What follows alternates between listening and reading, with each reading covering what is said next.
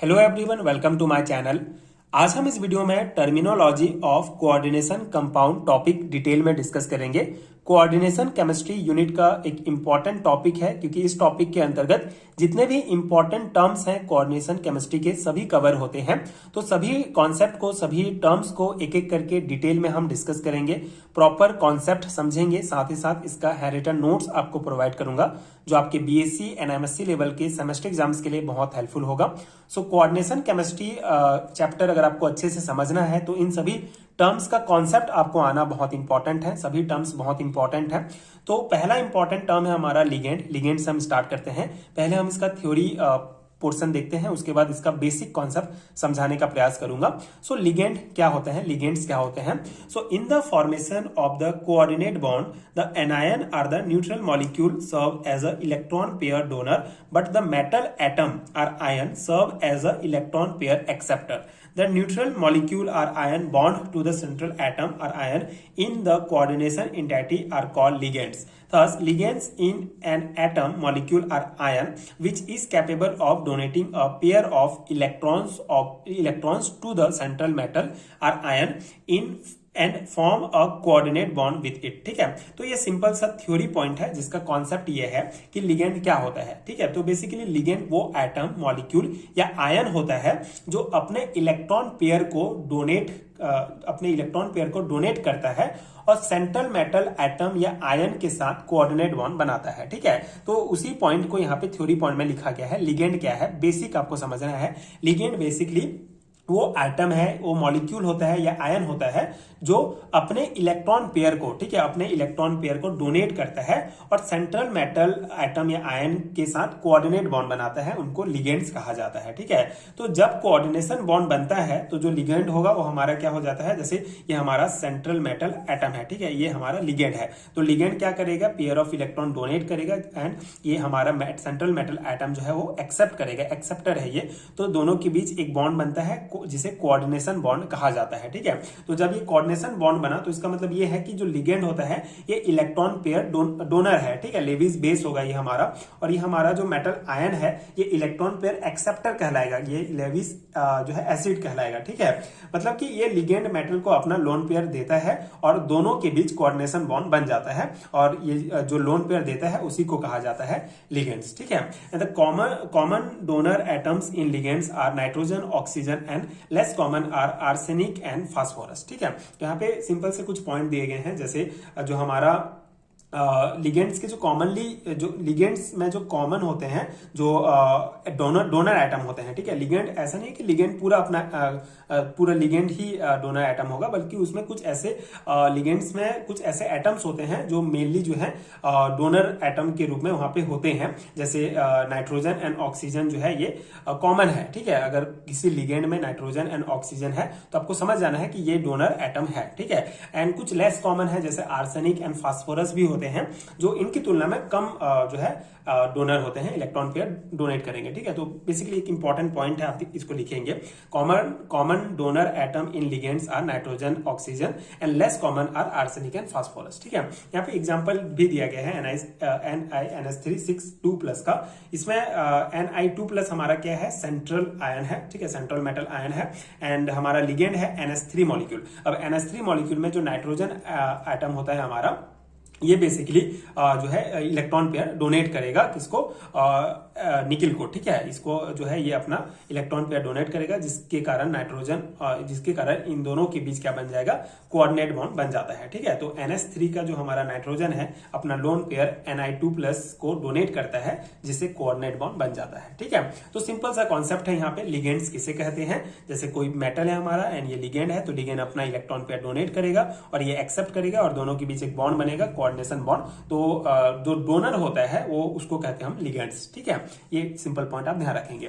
Next हमारा जो important term है वो है कोऑर्डिनेशन पॉलीहेड्रन। ठीक है, so in the coordination sphere in or entity the ligands are linked with a central metal atom और ion in specific direction in space, thereby assigning a definite geometry to the complex ion or coordination entity. This spatial arrangement of the ligand atom which are directly attached to the central atom or ion is called coordination polyhedron around the central atom or ion। ठीक है, तो ये इसका basic definition है coordination polyhedron का। Basic concept क्या है, coordination polyhedron क्या होता है? देखिए, जो ये बेसिकली एक 3D शेप होता है जो लिगेंड के अरेंजमेंट से बनता है। बेसिकली कोऑर्डिनेशन पॉलीहेड्रन एक 3D शेप होता है जो लिगेंड, जैसे लिगेंड क्या है हमारा, लिगेंड जो है किससे जुड़ा हुआ है, मेटल से जुड़ा है, तो लिगेंड किस प्रकार से सेंट्रल मेटल से जुड़ा हुआ है, ठीक है, उस हिसाब से जो है ये हमारा कोऑर्डिनेशन पॉलीहेड्रन डिसाइड होता है। ये बेसिकली एक स्ट्रक्चर है, एक शेप होता है। तो सेंट्रल मेटल आयन के अराउंड स्पेसिफिक डायरेक्शन में जब लिगेंड अटैच होते हैं, मतलब कि जब लिगेंड सेंट्रल मेटल आयन के आसपास जुड़ते हैं एक स्पेसिफिक डायरेक्शन में, तो वो जो है बेसिकली ऐसे ही नहीं जुड़ते हैं, बल्कि वो स्पेस में प्रॉपर डायरेक्शन को फॉलो करते हैं। ठीक है, ये लिगेंड किसी मेटल के साथ जुड़े हैं 3D स्पेस में, तो ये ऐसी कहीं भी नहीं जुड़ते, बल्कि एक प्रॉपर डायरेक्शन को फॉलो करते हैं। इन डायरेक्शन की वजह से एक कॉम्प्लेक्स का जो है स्पेसिफिक शेप होता है, एक स्पेसिफिक स्ट्रक्चर बन जाता है। और इस ओवरऑल 3D शेप को ही, जो किसके कारण बना हुआ है, लिगेंड किस प्रकार से मेटल से जुड़े हुए हैं उसके कारण बना हुआ है जो 3D शेप, उसी को कोऑर्डिनेशन पॉलीहेड्रन कहा जाता है। ठीक है, आपको कंफ्यूज नहीं होना है, बहुत सिंपल सा कॉन्सेप्ट है। जैसे हमारा ये मेटल है, मेटल से लिगेंड अपना इलेक्ट्रॉन डोनेट करके जुड़ता है, ये कॉन्सेप्ट आपको पता है। तो ये लिगेंड किस प्रकार से मेटल से जुड़ा है, मतलब एक स्पेसिफिक डायरेक्शन में ही जुड़ता है, कहीं भी नहीं जुड़ेगा। ठीक है, तो किस प्रकार से इस मेटल के साथ ये लिगेंड जुड़ा हुआ है, उस वो जो हमारा स्पेसिफिक शेप होता है, उसको मतलब स्पेसिफिक शेप होता है जो ओवरऑल हमारा 3D शेप बनेगा, उसको ही कोऑर्डिनेशन पॉलीहेड्रन कहा जाता है। ठीक है, ये सिंपल सा इसका कॉन्सेप्ट है। ठीक है, लिगेंड किस प्रकार से मेटल के साथ जुड़ा है, किस डायरेक्शन में जुड़ा है, उसके आधार पर हमारा कोऑर्डिनेशन पॉलीहेड्रन डिसाइड होता है। ठीक है, तो commonly observe coordination polyhedra are tetrahedral, square planar, octahedral, square pyramidal and trigonal bipyramidal. ठीक है, तो यहाँ पे ये इंपॉर्टेंट पॉइंट है। देखिए, जो हमारे कॉमनली जो ऑब्जर्व किए जाते हैं पॉलीहेड्रन, उसमें से जैसे हमारा है पहला टेट्राहेड्रल। ठीक है, टेट्राहेड्रल मतलब कि 4 लिगेंड जो है सेंट्रल मेटल आयन से जुड़े होंगे। स्क्वायर प्लैनर मतलब इसमें भी 4 लिगेंड जो है मेनली सेंट्रल मेटल आयन से जुड़े होंगे और एक शेप बनेगा, उस शेप को फिर हम कहेंगे स्क्वायर प्लैनर। ठीक है, ऑक्टाहेड्रल इसमें हमारे 6 लिगेंड जुड़ेंगे मेटल के साथ और एक स्पेसिफिक शेप बनाएंगे, उसको फिर हम ऑक्टाहेड्रल कहेंगे। उसी प्रकार square pyramidal and trigonal pyramidal ये सभी होते हैं। जैसे एग्जांपल में हमारा PtCl4 2- जो है ये स्क्वायर प्लैनर होगा, NiCO4 जो है टेट्राहेड्रल होगा और ये CONH3 6 ये ऑक्टाहेड्रल होगा। ठीक है, ये एग्जांपल आप लिखेंगे कि कौन सा इसका कोऑर्डिनेशन पॉलीहेड्रन स्ट्रक्चर शो कर रहा है। ठीक है, तो कॉन्सेप्ट बस आपको समझना है मेनली कि क्या कॉन्सेप्ट है कि coordination polyhedron, what is coordination polyhedron. अगर आपको एग्जाम में पूछा जाता है तो आपको सिंपल सा कॉन्सेप्ट ध्यान आना चाहिए कि लिगेंड मेटल के साथ किस प्रकार से स्ट्रक्चर में जुड़ा हुआ है, उसी को कहा जाता है कोऑर्डिनेशन पॉलीहेड्रन। ठीक है, यहाँ पे कुछ एग्जांपल आप लिख देंगे तो आपका आंसर कंप्लीट हो जाएगा। तो आई होप कि ये कॉन्सेप्ट आपको समझ में आ गया होगा।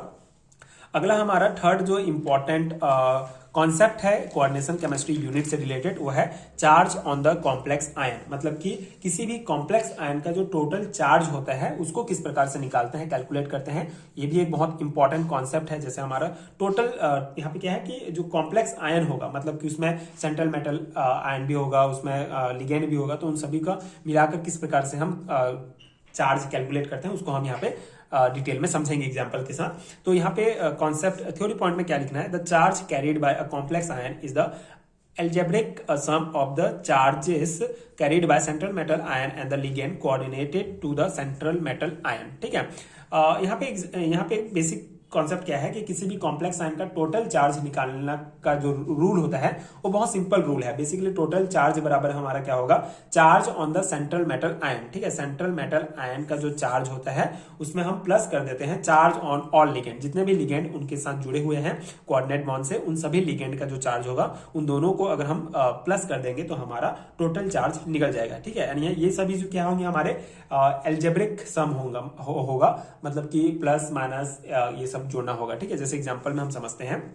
For example, in the complex ion AuCN2 Au ion carries a charge of +1 and each Cn- ion carries a charge of -1. Therefore, the net charge on the complex ion AuCN2 is +1 -2 = 1। ठीक है, ये हम कैसे charge निकाले इसी को कहा गया है। तो सिंपल से ये हमारा एग्जांपल है।